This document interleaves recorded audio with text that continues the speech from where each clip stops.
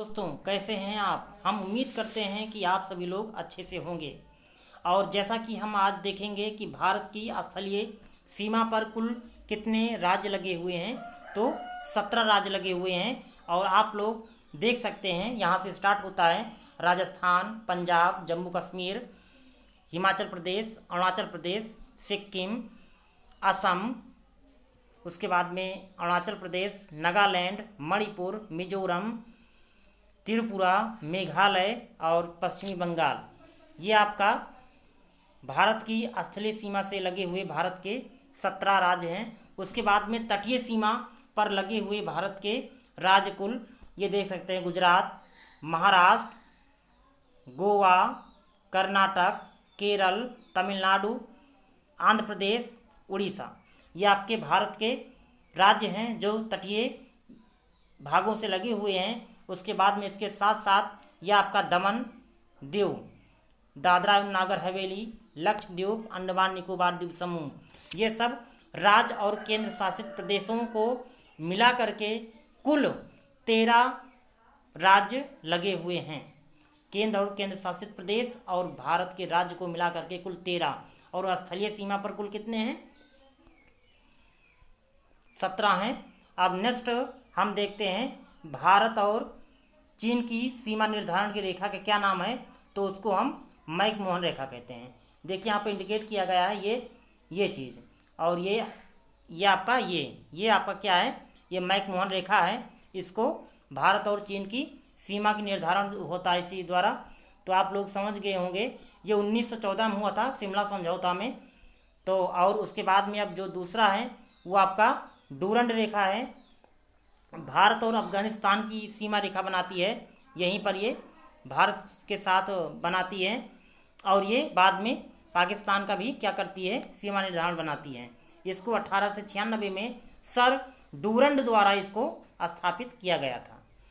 अब नेक्स्ट आपका जो है वो रेड क्लिफ है। रेड क्लिफ आप लोग देख सकते हैं, ये भारत और पाकिस्तान की सीमा निर्धारण करती है। उसके बाद में भारत और बांग्लादेश का निर्धारण करता है। ये 15 अगस्त 1947 में सर रेड क्लिफ के सानिध्य में इस रेखा का निर्धारण किया गया था। भारत और पाकिस्तान और भारत और बांग्लादेश के साथ इसका निर्धारण होता है। अब हम नेक्स्ट टॉपिक की बात करते हैं कि भारत के दक्षिण, आप लोग जानते होंगे कि भारत के दक्षिण में क्या है? श्रीलंका है। तो श्रीलंका भारत से किस खाड़ी द्वारा अलग होती है? तो पाक जल संधि, ये आप लोग देख रहे होंगे, पाक जल संधि और मन्नार की खाड़ी द्वारा क्या होता है? श्रीलंका भारत से अलग होता है। अब ये क्वेश्चन बनता है कि आदम ब्रिज आपका है, आदम ब्रिज के उत्तर में क्या है? पाक जल संधि है। आदम ब्रिज के दक्षिण में क्या है? मन्नार की खाड़ी है।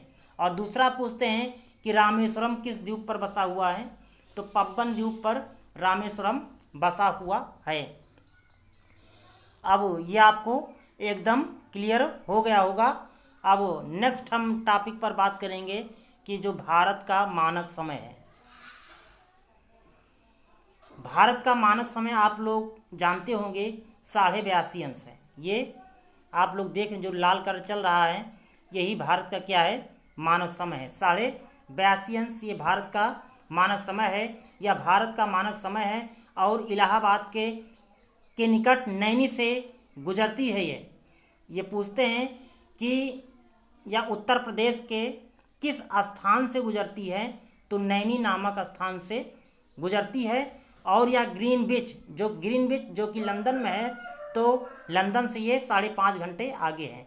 मान लीजिए प्रेजेंट टाइम में यहाँ पर 5 बज रहा है, मतलब वहाँ पर ग्रीनविच में 12 बज रहा होगा, तो हम लोग अपने यहाँ 5:30 बजेगा। हम लोग ग्रीन मीन टाइम से कितने घंटे आगे हैं? 5.5 घंटे आते हैं। उसके बाद में पूछा जाता है कि जो भारत का मानक समय है ये भारत के कितने राज्यों से होकर के गुजरता है? तो ये 5 राज्यों से होकर के गुजरता है। आप लोग इसको याद कर लीजिए एक ट्रिक के माध्यम से। ट्रिक आपका है यूपी एमपी, ये तो दो आपको क्लियर ही होगा। UP means Uttar Pradesh, MP means Madhya Pradesh. UP MP छुआ, आप लोग छुआ याद कर लीजिए।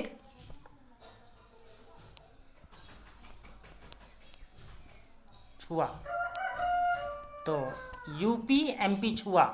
तो छा से आपका छत्तीसगढ़, ऊ से आपका ओडिशा और आ से आपका आंध्र प्रदेश।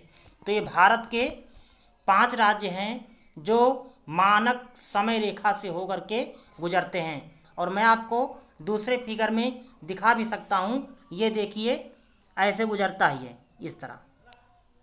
अब आप लोग देख रहे होंगे इसमें 5 राज्य आ गए हैं। नंबर 1 उत्तर प्रदेश हो गया, दूसरा आपका मध्य प्रदेश हो गया, तीसरा आपका छत्तीसगढ़ हो गया, चौथा आपका ये उड़ीसा हो गया और लास्ट में आपका आंध्र प्रदेश हो गया। तो 5 राज्य से इसी तरह होकर के ये गुजरता है। तो इसका 60 ट्रिक है यूपी एमपी छुआ। अब उसके बाद में हम बात करेंगे कर्क रेखा की। कर्क रेखा क्या करता है, भारत के एकदम बीचों बीच मध्य से होकर के गुजरता है। पूछते हैं उत्तर भारत तथा दक्षिण भारत को अलग करने वाली किसी एक रेखा का नाम, तो कौन सी रेखा है वो? कर्क रेखा है। और यहाँ पर एक क्वेश्चन बन जाता है कि जो भारत का कर्क रेखा है, जो भारत का कर्क रेखा है ये एकदम ये आपका बन रहा है कर्क रेखा, ये कर्क रेखा आपका है।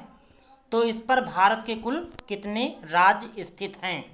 तो इस पर भारत के कुल 8 राज्य स्थित हैं। और 8 राज्यों का नाम हम स्टार्ट से करते हैं। राजस्थान से चलता है, राजस्थान है, गुजरात है, मध्य प्रदेश है, छत्तीसगढ़ है, झारखंड है, पश्चिमी बंगाल है, त्रिपुरा है, मिजोरम है।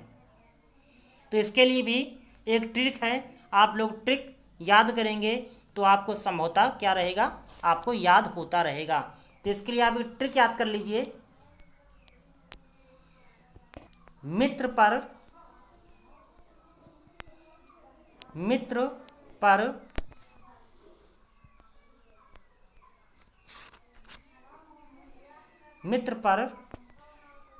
गमछा झार, गमछा झार, आप इसको याद कर लीजिए। कोडिंग है कि कर्क रेखा पर स्थित भारत के 8 राज्य का ट्रिक है मित्र पर गमछा झार। तो मी से मिजोरम, त्रा से त्रिपुरा, पा से पश्चिमी बंगाल, रा से राजस्थान, गा से गुजरात, मा से मध्य प्रदेश, छा से छत्तीसगढ़, झार से झारखंड। तो ये भारत के 8 राज्य हैं जो कि कर्क रेखा पर स्थित हैं। इसका ट्रिक है मित्र पर गमछा झार। और उसके बाद में हम आपको बताए थे कि मानक समय पर भारत के 5 राज्य स्थित होते हैं और उनका भी ट्रिक है यूपी एमपी छुआ। आप लोग इसको अच्छे तरीके से याद कर लेंगे। अब हम बात करेंगे दूसरे टॉपिक के बारे में कि भारतीय राज्य में जो आपका गुजरात राज्य है, गुजरात आप लोग जानते होंगे, ये वाला ये आपका गुजरात राज्य है। सॉरी, हम दूसरे इसमें चलते हैं, आपको एकदम क्लियर हो जाएगा। ये आपका गुजरात है, ये आपका क्या है, गुजरात है। इसकी जो तट रेखा की लंबाई है वो सबसे ज़्यादा है। एक क्वेश्चन बनता है कि भारत का ऐसा कौन सा राज्य है जिसकी तट रेखा की लंबाई सबसे ज़्यादा है? तो सबसे ज़्यादा गुजरात की है, उसके बाद में आंध्र प्रदेश का है। और एक क्वेश्चन ये भी बनता है कि दक्षिण भारत का ऐसा कौन सा राज्य है जिसकी तट रेखा सबसे लंबी है? तो आंध्र प्रदेश है। राज्यों में बात करेंगे तो गुजरात, और उसके बाद में दक्षिण भारत की बात करेंगे तो आंध्र प्रदेश। परंतु यदि हम राज्य और केंद्र शासित राज्य प्रदेश टोटल मिला के बात करते हैं तो उस समय आपका अंडमान निकोबार द्वीप समूह की तटीय लंबाई क्या है, सर्वाधिक है।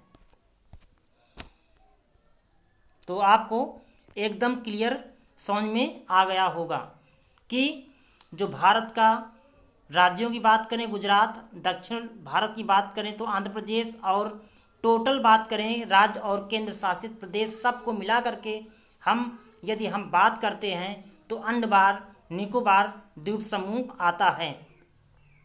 अब उसके बाद में यहाँ पर हम 2 पॉइंट और क्लियर करते हैं।